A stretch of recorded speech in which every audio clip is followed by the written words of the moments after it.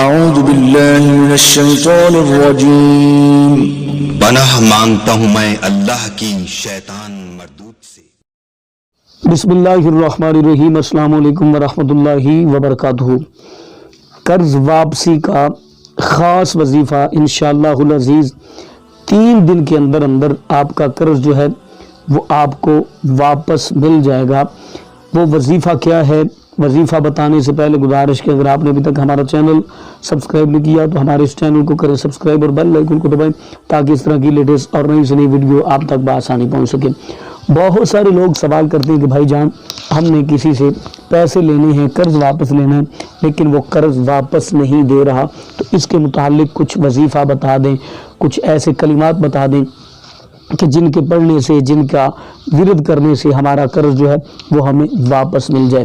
کیونکہ یہ دستور زمانہ ہے کہ جب جس انسان کو کسی چیز کی ضرورت ہوتی ہے وہ اپنے دوسرے مسلمان بھائی سے وہ چیز حاصل کرتا ہے، لیکن اسے واپسی میں جو ہے وہ پریشانی کا سامنا کرنا پڑتا ہے۔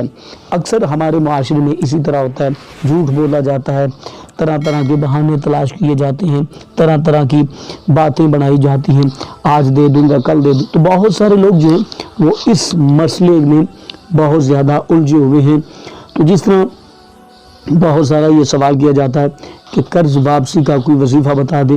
جو شخص کسی سے قرض لینا چاہتا ہے واپس، اسے چاہیے کہ وہ نماز فجر کے بعد صرف اور صرف 13 مرتبہ یہ کلمات پڑھے، حسبنا اللہ و نعم الوکیل نعم المولا و نعم النصیر، اور اس کے ساتھ ساتھ استغفار بھی بکثرت پڑھے۔ انشاءاللہ العزیز 3 دن کے اندر اندر اس کا قرض جو ہے وہ اسے واپس مل جائے گا۔ اس کو آپ نے 1 مرتبہ ضرور آزمانا ہے۔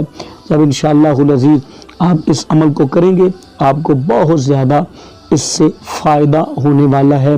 تو انشاءاللہ العزیز آپ کا قرض جو ہے وہ آپ کو 3 دن کے اندر اندر واپس مل جائے گا۔